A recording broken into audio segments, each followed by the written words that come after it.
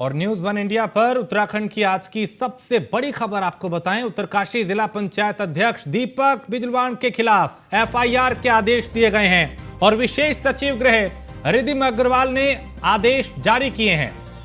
दीपक बिजलान कांग्रेस के टिकट से यमुनोत्री विधानसभा सीट से चुनाव लड़ चुके हैं और दीपक पर कार्रवाई नहीं होने से नाराज बीजेपी नेताओं ने दून दफ्तर में प्रदर्शन किया था।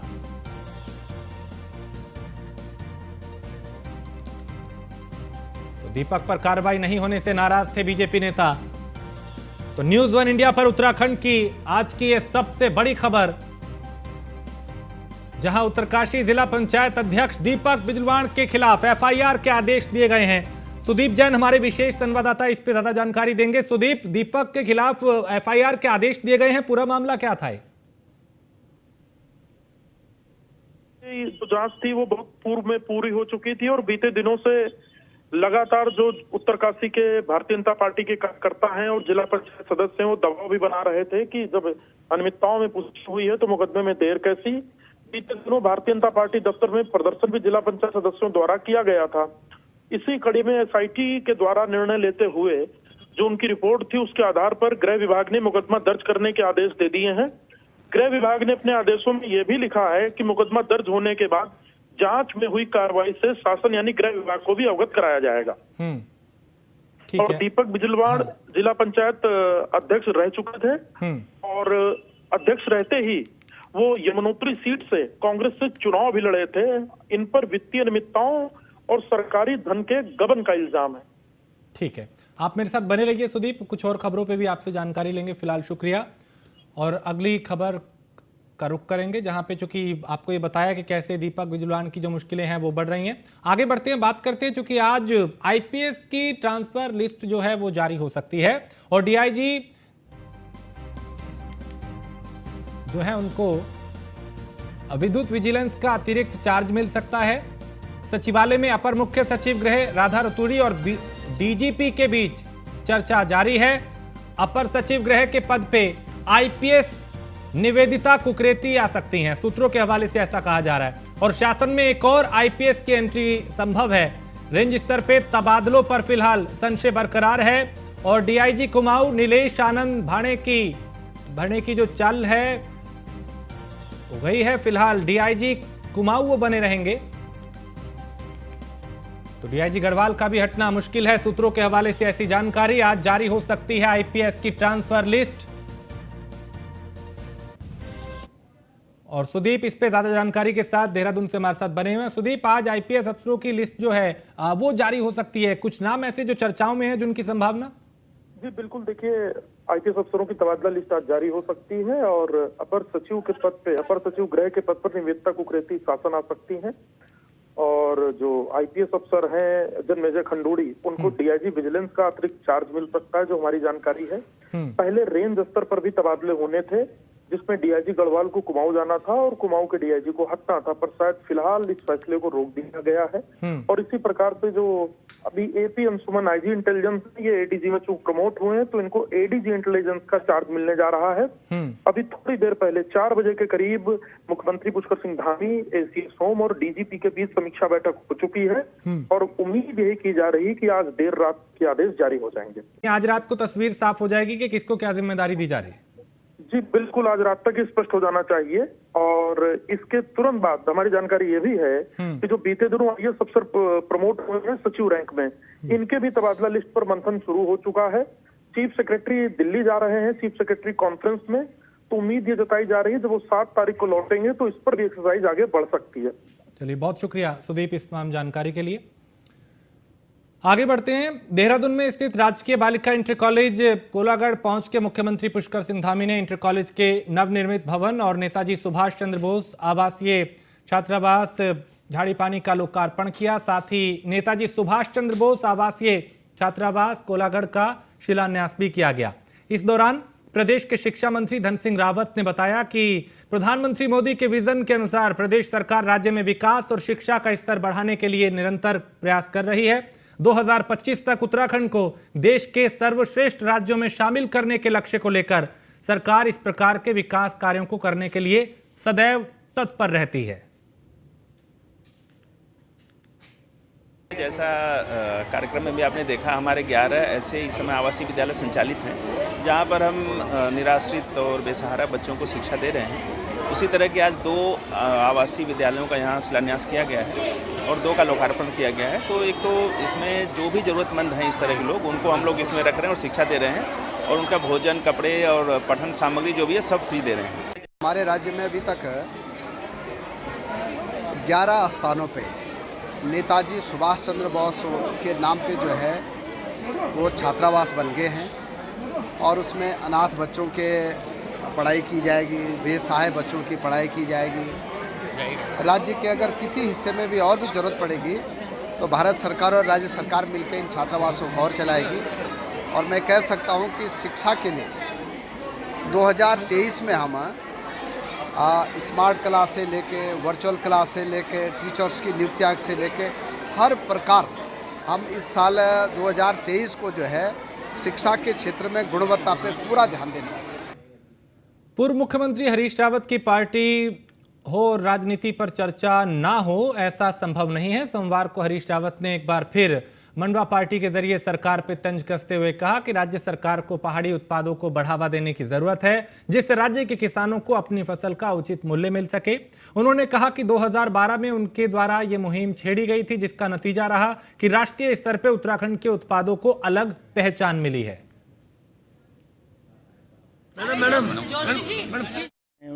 जो है वर्ल्ड हेल्थ ऑर्गेनाइजेशन से और वर्ल्ड फूड ऑर्गेनाइजेशन के पास तत्कालीन कृषि मंत्री के साथ ये अपील की थी कि झुंगरा, मंडवा, गहत और बहुत सारे जो है ज्वार, बाजरा आदि, इनको जो है आप न्यूट्रिशियस फूड डिक्लेयर करिए। और उन्होंने इसको न्यूट्रिशियस फूड 2 साल की सर्वे के बाद माना। और 2014 में मैंने मुख्यमंत्री के रूप में बहुत सारी पहलें की जो मंडवा, झुंगरा, कोणी, गहत, भट्ट आदि आदि को लेकर के थी। और मुझे इस साल बड़ी बेहद खुशी है इस बात की कि वर्ष 2022 में यूनो ने ये डिक्लेयर किया कि 2023 को जो है मोटे अनाजों के वर्ष के रूप में मनाया जाएगा। हम और नैनीताल जिले के हल्द्वानी में स्थित बनभुलपुरा के 4500 से अधिक परिवारों को हटाए जाने के मामले में कांग्रेस के पूर्व विधायक और राष्ट्रीय सचिव काजी निजामुद्दीन ने सोमवार को बीजेपी सरकार पर सवाल उठाए और उन्होंने सरकार पर आरोप लगाते हुए कहा कि सरकार बसे बसाए लोगों को उजाड़ने का काम कर रही है। अगर ये लोग अवैध रूप से रह रहे थे तो इतने लंबे समय से सरकार कहां सो रही थी। इतना ही नहीं, उन्होंने आरोप लगाते हुए कहा कि अगर जमीन रेलवे की थी तो पानी की लाइन क्यों डाली गई, बिजली कैसे इन लोगों के घरों तक पहुंची, जमीन रेलवे की थी तो शत्रु संपत्ति कैसे घोषित की गई, और सबसे बड़ी बात, अगर जमीन रेलवे की थी तो सरकार ने पट्टे क्यों दिए। 4500 मकान, 4500 परिवार हल्द्वानी में बेघर होने के कगार पर हैं, जो विषय आज माननीय हमारे भाई सुमित हृदय जी के नेतृत्व में पीड़ित लोग सुप्रीम कोर्ट गए हैं। तो वहाँ पर राज्य सरकार को जनता की पैरवी करनी चाहिए, न्यायोचित काम करना चाहिए। जो लोग 70, 80, 100 साल से ज़्यादा से वहाँ रह रहे हैं और शत्रु संपत्ति भी वहाँ घोषित हुई थी। शत्रु संपत्ति रेलवे की संपत्ति को नहीं राज्य सरकार घोषित कर सकती है। शत्रु संपत्ति के नाम से राज्य सरकार ने वहाँ संपत्ति को ऑक्शन किया और वो जिसने भी लिया तो वो राज्य सरकार की जिम्मेदारी। और देहरादून में जिलाधिकारी सोनिका ने अपने कार्यालय में जनता दरबार लगाया। इस दौरान जिलाधिकारी सोनिका ने बताया कि प्रत्येक सप्ताह उनके द्वारा जनता दरबार लगाया जाता है और इस जनता दरबार के दौरान सभी लोगों की समस्याएं सुनी जाती हैं, उनका समाधान किया जाता है। सोमवार को लगे जनता दरबार में लगभग 76 शिकायत मिली जो पानी और जमीन से संबंधित थी। कुछ शिकायतें ऐसी हैं जिनका मौके पर ही समाधान किया गया और बाकी शिकायतों के जल्द से जल्द समाधान किया जाएगा।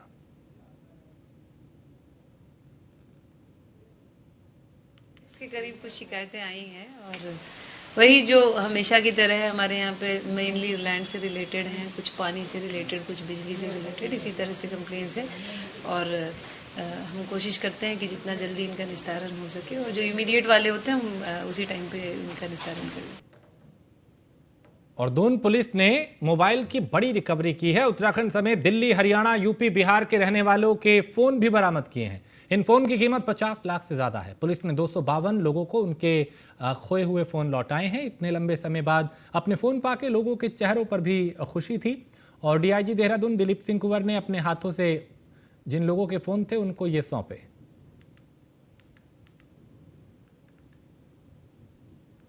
पिछले 3-4 माह में जो मोबाइल फ़ोन लोगों को खोए थे, जो जिन्होंने पुलिस को रिपोर्टिंग करी है, तो 252 उनमें से 252 मोबाइल फ़ोन हमने बरामद किए हैं।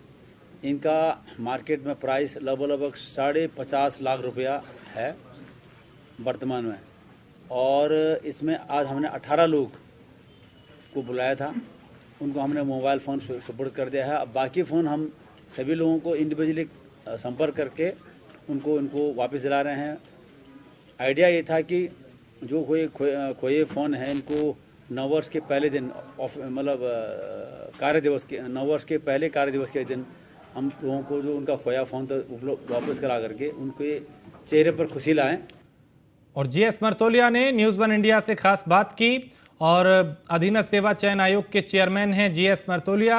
जीएस मर्तोलिया ने कहा कि वन दारोगा भर्ती परीक्षा में सेग्रीगेशन संभव नहीं है और फरवरी के अंत में फिर से वन दारोगा भर्ती का एग्जाम होगा। स्टेनोग्राफर भर्ती परीक्षा में चयनित अभ्यर्थी परेशान ना हो। स्टेनोग्राफर भर्ती परीक्षा पर अभी कोई निर्णय नहीं हुआ, यह भी उन्होंने कहा।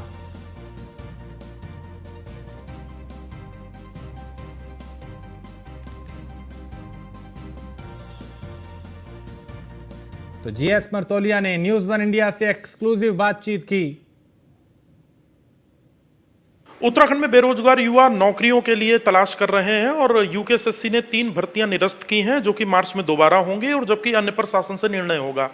वन दरोगा जिनकी भर्ती निरस्त हुई है, जो मार्च में होनी, और स्टेनोग्राफर्स जिनकी परीक्षा पर सवाल है। कुछ चर्चाएं हैं जिसके आधार पर स्टेनोग्राफर्स भी परेशान हैं। हमारे साथ यूकेएसएससी के चेयरमैन जीएस मर्तोलिया सर हैं, इनसे बातचीत करेंगे। सर, वन दरोगा के जो आप लोगों ने परीक्षा निरस्त की, अब वो मार्च में आप दोबारा हालांकि कराने जा रहे हैं, पर युवाओं का कहना है कि उनको सेग्रीगेट किया जा सकता था। उत्तर प्रदेश ने भी ऐसा ही किया और सभी को एक तराजू से नहीं तौल के देखना चाहना चाहिए था, जबकि एलटी को आप लोगों ने क्लियर किया है। आखिर इस पर क्या समस्या क्या है? देखिए, कोई एजेंसी अगर ये कह दे कि साहब मैं जो टेंटेड हैं, जो नॉन टेंटेड हैं, जिन्होंने नकल की या नहीं की, वो सेग्रीगेट करना इतना आसान नहीं है। जो कहना बहुत आसान है कि सेग्रीगेट करके बच्चों को कर दीजिए, बहुत आसान नहीं है। और अगर ये कितना भी आप कोशिश करना, एसटीएफ कितनी मेहनत कर ले, कितना हम लोग मेहनत कर लें, लेकिन बहुत मुश्किल है कि हम सेग्रीगेट कर पाएँ इन बच्चों को। आसान नहीं होगा, लेकिन बेहतर रास्ता उसका यही है कि दोबारा इनके एग्ज़ाम हों और उसकी तैयारी वो करें। मेरे ख्याल से वही एक विकल्प होना चाहिए। और सेग्रीगेट करने का जहाँ तक बात सही है आपकी, लॉजिकली बहुत अच्छा लगता है कि जिनने मेहनत की बच्चों ने, मैं भी कह रहा हूँ बच्चों के साथ दिक्कत है, उनके साथ हार्डशिप है, मैं इसको मानता हूँ। लेकिन मेरा ये भी एक रिस्पॉन्सिबिलिटी हमारी ये भी होनी चाहिए कि एग्ज़ाम ऐसे हो जिसकी शुचिता कहीं से कहीं प्रभावित न हो, बिना किसी संदिग्धता के, बिना किसी उसके परीक्षाएं परिणाम घोषित हों। वही एक आयोग का मकसद भी होना चाहिए। सर, अब स्टेनोग्राफर्स भी आ गए हैं। उनका कहना है कि साहब कुछ ऐसे समाचार आ रहे हैं कि उनकी परीक्षा में एक ही क्षेत्र के बच्चे हैं, इस आधार पर उनको भी रिव्यू कराया जा सकता है, जबकि इस परीक्षा में तो कई पद रिक्त रह गए और 3 चरणों में एग्जाम होता है। हर आदमी आंसू लिपिक नहीं हो सकता, ये शॉर्ट हैंड राइटिंग नहीं सीख सकता, और उस क्षेत्र में कोचिंग वगैरह कुछ इस प्रकार की हैं जो बच्चों को अच्छा तैयार कराती हैं। तो स्टेनोग्राफर्स को लेकर आप क्या कहना चाहेंगे, वो क्यों परेशान है? नहीं, वो परेशान क्यों है, मेरे समझ नहीं अभी तक बात, क्योंकि पेपरों के न्यूज़ के हिसाब से, इलेक्ट्रॉनिक मीडिया की न्यूज़ के हिसाब से आप परेशान हो तो उसमें मैं क्या कर सकता हूँ। हमारा जहाँ तक मकसद है, जो हमारे, क्योंकि वो भर्तियों में कुछ एक टेक्निकल लीगल प्रॉब्लम जो 5-6 भर्तियों की थी, जो हमने जो चीज़ें उत्तराखंड पब्लिक सर्विस कमीशन में चली गई थी, उसका क्लियर करके हम उस भर्ती को काम आगे बढ़ाएंगे। लेकिन अभी से कि साहब उसमें ये हो गया, उस क्षेत्र के ज़्यादा हैं, वो गलत रिजल्ट निकला है, मेरे ख्याल से ये न्यूज़ है और ये खबर है, खबरों में छपती रहती होगी। मेरे ख्याल इंतजार करना चाहिए उनको, जब हम उसका फाइनल रिजल्ट निकालेंगे। सर, अलग अलग युवा अभ्यर्थी जो सड़कों पर हैं, नियुक्ति की राह देख रहे हैं, कुछ परीक्षा दे चुके हैं, कुछ परीक्षा की तैयारी में हैं, बीते दिनों जो विवाद हुए, इन सब के बीच कई युवा ऐसे हैं जो ओवर एज हो गए या ओवर एज की लाइन पर खड़े हैं। तो उनके लिए क्या विकल्प है? क्या आप लोग सरकार से कुछ पत्राचार करेंगे या आखिर इसका क्या विकल्प हो सकता है? देखिए, मैं वही कह रहा हूँ। देखिए, जो अभी 3 परीक्षाओं को दोबारा परीक्षा करने का हम लोगों ने निर्णय लिया, इसमें यह भी हो सकता था कि मैं शासन से अनुरोध करूँ कि 2 साल का हमें इन बच्चों को और दिया जाए टाइम, और नया फॉर्म भरें, ये भी विकल्प हो सकता था। और उसमें क्या होता, जो बच्चे जिन्होंने एग्ज़ाम दिया है, जो भी कैंसिल, जो दोबारा एग्ज़ाम होंगे, वो बच्चे दोबारा फॉर्म भरें। 2 साल में कम से कम 25-30 हज़ार लोग और ग्रेजुएट हो गएंगे, वो भी उस एग्ज़ाम में आएंगे, संख्या बढ़ेगी। इसलिए इसमें एज रिलेक्शन देने का इसलिए मतलब नहीं बनता कि हमने इसलिए तय किया कि उन्हीं बच्चों का एग्ज़ाम होगा जो बच्चे इस एग्ज़ाम में अपीयर हुए थे पहले। उसके लिए उनको फॉर्म नहीं भरना है, सब डाटा हमारे पास है। हमें तो केवल इनकी फरवरी लास्ट वीक तक इनके एडमिट कार्ड भेजने, इनको सेंटर भेज देने, कहाँ इनको एग्ज़ाम देना है। क्योंकि हम एग्ज़ाम दोबारा विज्ञप्ति नहीं निकाल रहे, इसलिए एज रिलैक्सेशन की बात नहीं आती।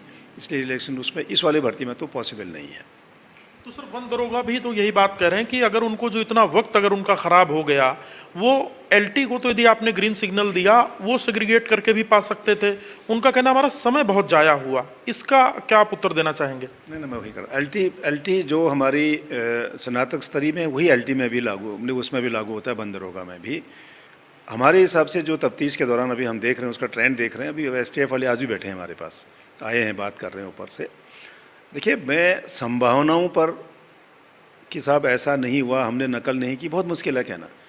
ट्रेंड मिला तो ट्रेंड को एग्जामिन करना, ट्रेंड को देखना मेरा काम है, मेरा दायित्व है, और मैं देखना चाहिए। वन दरोगाओं का एज का भी कोई दिक्कत नहीं है, उन्हीं बच्चों को दोबारा एग्ज़ाम देना है। हमने एक और उसमें ये दिया था कि जिन बच्चों ने पहले फिजिकल क्लियर किया था उनका दोबारा फिजिकल नहीं हुआ। मैं ये भी कर सकता था कि पहले रिटर्न पास करो, फिर मैं दोबारा फिजिकल कराऊंगा, फिर मैं 25 किलोमीटर आपको दौड़ाऊंगा। कम से कम उस पार्ट पर हमने कहा कि जो पास हो गए बच्चे उनका फिजिकल नहीं कराएंगे, लेकिन उसमें हो सकता है कुछ नए बच्चे पास हो जाएं तो उनका फिजिकल होगा। लेकिन जिनके बच्चों के एक बार हो चुके हैं, दोबारा हम उनका फिजिकल नहीं कराएंगे, क्योंकि उसी विज्ञप्ति का एग्ज़ाम होना है, इसलिए उसमें भी रिलैक्सेशन की कोई बात नहीं होगी। नई विज्ञप्ति के बारे में शासन स्तर पर हम लोगों ने बात किया था कि जो वैकेंसी स्नातक स्तर पे या वन दरोगा में या सचिवालय रक्षक में अगर जो नई भर्ती, उस भर्ती के बीच में जो आ गई होंगी, उसके बारे में भी शासन स्तर पर ये तय होने वाला है कि बहुत जल्दी उसकी विज्ञप्ति निकलेगी, ताकि इस बीच में जो बच्चे एलिजिबल हुए वो बच्चे भी इसमें दोबारा नई भर्ती में नए विज्ञप्ति के साथ अपनी एग्ज़ाम दें उसमें। तो उसमें कोई उनका वो उसके बारे में भी विचार गवर्नमेंट कर रही है। हमारी बात हुई थी, हम मिले, गवर्नमेंट से चर्चा की थी हमने। हो सकता है कि मार्च अप्रैल तक नई विज्ञप्ति एक और जारी हो, तो इन्हीं बच्चों को हो सकता है इसी साल 2 मौका मिले। एक तो पुराना री एग्ज़ाम होगा पुरानी भर्तियों का, हो सकता है कि नए एग्ज़ाम भी इसी साल होंगे, उसमें एग्ज़ाम दे 2 मौका उनको मिल सकता है। मेरा यही अनुरोध होगा लड़कों से, बच्चों से। मैं बिल्कुल उनके साथ, मैं समझ सकता हूँ उनकी परेशानी को, लेकिन उसका विकल्प नहीं है कि मैं रोज़ धरना प्रदर्शन करूँ, उससे कुछ हल नहीं होने वाला। बेहतर यह है कि 2 महीना आपके पास है, आप पढ़ाई करिए और मार्च में पूरी नई ऊर्जा के साथ, नई मेहनत के साथ आप एग्ज़ाम दें। और मेरी कोशिश होगी कि आपकी मेहनत के हिसाब से उसका परिणाम आपको मिलेगा। हमारी कोशिश होगी कि हमारे एग्ज़ाम में बिल्कुल कहीं पर कोई गड़बड़ नहीं होगी। इसकी पूरी कोशिश, पूरी पारदर्शिता के साथ हम इस एग्ज़ाम को करेंगे। तो ये थे यूकेएसएससी के चेयरमैन GS मर्तोलिया, जिन्होंने 2 बहुत प्रमुख बातें की हैं। पहला, सेग्रीगेशन इतना आसान नहीं है और STF अभी जांच कर रही है और लिहाजा इस पर निर्णय नहीं लिया जा सकता। दूसरा, आने मौजूदा वर्ष में मार्च में जब स्थगित हुई परीक्षाएं दोबारा कराई जाएंगी तो हो सकता है कि दूसरी परीक्षाएं भी यूकेएसएससी कराए, लिहाजा युवाओं को 2 मौके भी मिल सकते हैं। कैमरा सहयोगी संदीप के साथ सुदीप, जन न्यूज़ 1 इंडिया, देहरादून। और उत्तराखंड अधीनस्थ सेवा चयन आयोग की विभिन्न परीक्षाओं में चयनित अभ्यर्थियों के सब्र का बांध अब टूटता जा रहा है। स्टेनोग्राफर भर्ती परीक्षा पर उठे सवाल के बाद चयनित अभ्यर्थियों ने न्यूज़ 1 इंडिया से बात की। उन्होंने क्या कुछ कहा, उन्हें सुनते हैं। युवा बेरोजगार नौकरी की मांग कर रहे हैं तो आयोग 3 परीक्षाओं को निरस्त कर दोबारा कराने की तैयारी में है और साथ प्रशासन से राय मांगी है। इन सब के बीच स्टेनोग्राफी की एक परीक्षा जो कि पूर्व में हो चुकी है, जिस पर निर्णय हो चुका है, उसको लेकर भी कुछ सवाल उठे हैं। और चालक भर्ती के हमारे साथ स्टेनोग्राफर्स के अभ्यर्थी हैं जो कि प्रदेश के अलग अलग इलाकों से आज देहरादून पहुंचे हैं। इनसे बातचीत करेंगे कि आखिर स्टेनोग्राफर्स पर सवाल क्यों उठ रहे हैं। अभी हमारी जो भर्ती है स्टेनोग्राफर की, उस पर संदेह के घेरे, मतलब संदेह के बादल छाए हुए हैं, ऐसा अखबारों में छप रहा है। पर सर आपको ये बता दूं, जो स्टेनो भर्ती है बिल्कुल निर्विवादित भर्ती है। स्टेनो में सर एक स्किल बेस्ड परीक्षा होती है जिसमें सर स्टेनो से ही बच्चे चयनित होते हैं। आपने अभी अगर हमने जो रिकॉर्ड है, मैं आयोग से भी यही कहना चाहूँगा कि आप रिकॉर्ड का एनालिसिस कीजिए। पहले स्टेनो में जो हमारे 162 पद आए थे, 162 पदों पे 4 गुना बच्चे बुलाए जाते हैं और 4 गुना बच्चे बुलाए जाते हैं। उसके जो हमारा रिटर्न एग्जाम होता है उसके बेस पे 4 गुना बच्चे बुलाए जाते हैं। उसके बाद आपका टाइपिंग टेस्ट होता है, उसके बाद आपका स्टेनो का टेस्ट होता है। बट हमारे जो टॉपर बच्चे हैं वो सारे बच्चे बाहर हो जाते हैं क्योंकि उन्हें स्टेनो नहीं आई। ठीक है सर। और जो हमारे जैसे सर ने बताया कि हमारे एक विशेष जिले उधम सिंह नगर क्षेत्र से 47 बच्चे चयनित हुए हैं, तो अगर हम 162 पद जो पहले आए हैं उसमें से 110 जो चयनित हुए हैं, अगर हम उसका एनालिसिस किया हमने, तो उधम सिंह नगर से बच्चे केवल 3 बच्चे जनरल में सेलेक्ट हो रखे हैं, अन्य 7-8 बच्चे SC और OBC कैटेगरी से सेलेक्ट होकर कुल 12-13 बच्चे उस लिस्ट में आ रहे हैं अगर हम देखते हैं। और अन्य बच्चे तो बाहर हो जाते हैं। अगर इसमें स्टेनो नहीं होती तो अन्य बच्चे इस भर्ती से बाहर हो जाते हैं। उधम सिंह नगर में ज़्यादातर जो क्षेत्र है आपका SC ST, इस क्षेत्र से ज़्यादातर बच्चे सेलेक्ट हुए हैं। तो ये बच्चे अपनी कैटेगरी से सेलेक्ट हुए हैं, तो कैटेगरी का फिर आगे अगर स्टेनो हुई, अन्य बच्चों को स्टेनो नहीं आई, तो इन्होंने जंप करके ये इन्होंने अगर अब बाद में एनालिसिस किया तो 20 बच्चे जनरल में आए इनके, और उसके बाद 7-8 बच्चे इनके OBC में आए, और कुछ बच्चों अपनी सीट में 10-15-20 बच्चे अपनी SC वाली सीट में सेलेक्ट हुए हैं। तो इसमें सर धांधली का संदेह या परीक्षा में नकल होने का संदेह किस बेस पे किया जा रहा है? क्योंकि जो टॉपर बच्चे हैं वो तो बिल्कुल उनको स्टेनो आती है। आप बताइएगा क्या शिकायत है आपकी आयोग से? इन परीक्षाओं पर जो सवाल है क्या कहेंगे? हमारी सर आयोग से यही शिकायत है, जब आयोग ने 8 परीक्षाओं के लिए एक समिति गठित की थी 2.5 महीने पहले कि हम इन परीक्षाओं की जांच समिति करेगी और बताएगी कि इसमें क्या करना है। 2.5 महीने पहले भी उनका यही वक्तव्य था, यही बात उन्होंने बोली थी कि इस क्षेत्र से, विशेष क्षेत्र से 47 बच्चे भर्ती हुए हैं। 2.5 महीने बाद जब समिति की रिपोर्ट आयोग को मिली, उस रिपोर्ट में LT भर्ती के लिए तो उन्होंने क्लीन चिट दे दी, लेकिन हमारी भर्ती के लिए बोला कि अभी भी तुम्हारे क्षेत्र से ये 47 बच्चे भर्ती क्यों हैं। सर आपने समिति बनाई है तो जांच भी तो आप ही करेंगे। आपकी समिति ने क्या जांच करेगी 47 बच्चे भर्ती क्यों हुए हैं? सर हमारी भर्ती स्टेनो की है। स्टेनो भर्ती 3 चरण में हुई है। रिटर्न एग्जाम दिया, उसके बाद टाइपिंग परीक्षा दी, उसके बाद आंसू लेखन दिया। तीनों कॉपियां आयोग के पास है। आयोग उस परीक्षा उनकी जांच करे कि 47 बच्चे भर्ती क्यों हुए हैं। आपने इस 2.5 महीने के अंदर क्या आपने LIU के थ्रू, क्या पुलिस के थ्रू आपने जांच कराई है उन 47 बच्चों की कि 47 बच्चे भर्ती क्यों हुए हैं? जो काम आयोग को करना था वो काम हमने किया है। हमने आयोग को उन 47 बच्चों की लिस्ट दी है कि इन 47 बच्चों में से 22 बच्चे ऑलरेडी जॉब में हैं। तो महोदय का कहना है कि ये 22 बच्चे जॉब पे हैं तो इसमें क्यों आ रहे हैं? तो सर ये तो बच्चों का कहीं लिखा नहीं है ना कि जो सरकारी जॉब में वो क्यों आएंगे। उन 47 में से 22 बच्चे ऑलरेडी जॉब पर हैं, बाकी बच्चे यहाँ पर उधम सिंह नगर के सब लोग खड़े हैं। ये वो लोग हैं जो SC ST क्षेत्र से आ रखे हैं, और 47 बच्चे अपनी SC ST कैटेगरी को काट कर ही आ रखे हैं। इन्होंने किसी का हक नहीं छीना है। आंसू लेखन परीक्षा के दम पर ये खड़े यहाँ पर। हम आयोग को बार बार बता चुके हैं, आयोग इस बात को मानता भी है कि उत्तराखंड के अंदर ही, जब से उत्तराखंड बना है उससे पहले UP के अंदर से भी उस क्षेत्र के से ही अधिकतर स्टेनो बच्चा निकलता है। अगर हम बात करें अन्य एग्जाम की, सर अगर 100 बच्चे का फॉर्म भरेंगे, 100 बच्चे की वैकेंसी निकालते हैं, 100 सीटों की वैकेंसी निकालते हैं, तो कम से कम 1 लाख फॉर्म भरे जाएंगे, 2 लाख फॉर्म भरे जाएंगे। ऐसा क्या कारण है कि इन 162 पदों के सापेक्ष सिर्फ 5000 बच्चों ने फॉर्म भरा है? क्यों भरा है? क्योंकि आंसू लेखन सीखना अपने आप में एक बहुत बड़ी बात है। उन बच्चों को स्टेनो आती नहीं होगी, इसलिए फॉर्म भरे नहीं गए हैं।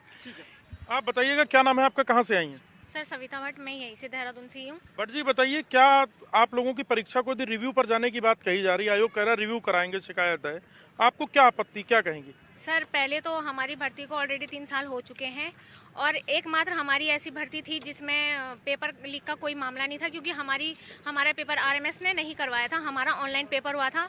उसके बाद 2 स्टेज और पार की हमने, टाइपिंग और स्टेनो। एक ऐसी लैंग्वेज है जो बड़ी आसानी से सीखी नहीं जाती, उसमें 3 साल मैंने कंटिन्यू किया है, तब जाके सिलेक्शन हुआ है। और इसमें अगर एक दिन भी हम प्रैक्टिस छोड़ देते हैं तो उस दूसरे दिन हमारा जो हाथ का वो है वो टूट जाता है। दूसरी बात यह है कि रिव्यू के लिए जो बोला है आयोग ने वो बिल्कुल गलत है, क्योंकि हमारा जो भर्ती का एक क्षेत्र से है वो क्योंकि वहाँ पे बहुत सारे बच्चे स्टेनो सीखते हैं, और वहाँ पे गढ़ भी है स्टेनो का उधम सिंह नगर में, जहाँ से आयोग बोल रहा है कि 40 बच्चे निकले। और अगर क्लीन चिट की बात है तो सर एक क्षेत्र से तो कोई आधार नहीं होता है, क्योंकि जो एलटी में है बच्चे वो भी एक क्षेत्र से, एक गांव से अगर निकल सकते हैं तो उधम सिंह नगर से क्यों नहीं निकल सकते? एक ब्लॉक से या एक गांव से नहीं निकले हैं, पूरे जिले से निकले हैं ये 40 बच्चे। तो ये तो आयोग का कोई आधार नहीं बनता है। एलटी में भी उन्होंने क्लीन चिट दी है, तो हमें भी जल्दी से जल्दी क्लीन चिट दी जाए, बस हमारा यही कहना है आयोग से। क्या नाम है आपका, आप कहाँ से आए? मैं जसपुर से आया हूँ, देवेंद्र सिंह नाम है मेरा। अच्छा, क्या कहेंगे? स्टेनो भर्ती का आपने भी परीक्षा दिया था? जी सर। हाँ, तो अब ये रिव्यू की बात आ रही है, क्या आप कहेंगे? की बात आ रही है सर, जब से उत्तराखंड बना है 9 नवंबर 2000 से 2002 में एपीएस की वैकेंसी आई थी, जब से सर यही रहा है कि अधिकतर 40 से 50% जो स्टेनो बनते हैं वो जिला उधम सिंह नगर के जसपुर क्षेत्र से बनते हैं। और रही कि धांधली, आज तक हाई कोर्ट की वैकेंसी जो 2017 में हुई थी, हाई कोर्ट ने सर्वप्रथम स्टेनो ली थी, जिस कारण वहाँ से 90 स्टेनो में 70 स्टेनो जसपुर ब्लॉक के थे। तो ये आधार कोई नहीं है कि ये विशेष क्षेत्र है, वहाँ स्टेनो का एक अपना महत्वपूर्ण गढ़ है। यहाँ तक कि पूरी यूनिवर्सिटी के नाम से स्टेनो आशुल लेखन है, वहाँ एक यूनिवर्सिटी है। जिस प्रकार कोई मेडिकल कॉलेज वाला बच्चा अगर मेडिकल कोर्स से ही तो लगेगा, वहाँ ही आशुल लेखन का वहाँ एक नियम कोर्स होता है, कंटिन्यू चलता है। वहाँ बच्चे 6 बजे से 5:30 बजे से उठ के शाम को 6 बजे तक कोचिंग करते रहते हैं, स्टेनो का लेखन करते हैं, 12 घंटे आंसू लेखन का कार्य करते हैं। मुझे भी 5 साल बाद मुझे ये सफलता हासिल हुई थी स्टेनो का। दो बोरी जो बोलते हैं हमारी गांव की भाषा में, स्टेनो पेट भर चुके हैं हम लोग, यही है पद। और अगर धांधली का आरोप लगाता तो ये जो 52 पद हैं ये खाली नहीं रहते। तो आयोग के जो यूकेएसएससी का जो मानना है कि ड्राइवर्स के साथ ही स्टेनोग्राफी की परीक्षा में एक ही क्षेत्र से कई बच्चे आए, तो इन बच्चों का भी तर्क है कि वहाँ कोचिंग की सुविधा बेहतर है। दूसरा, और यदि नकल हुई होती तो इतने पद रिक्त क्यों रह जाते, और इतने समय से अब ये नियुक्ति की मांग कर रहे हैं, तो इनके प्रति भी सहानुभूतिपूर्वक तरीके से निर्णय लेते हुए इन्हीं भी नियुक्ति मिलनी चाहिए। कैमरा सहयोगी संदीप के साथ सुदीप जैन, न्यूज़ 1 इंडिया, देहरादून। और इसी के साथ इस बुलेटिन में फिलहाल इतना ही। आप बने रहिए न्यूज़ 1 इंडिया के साथ।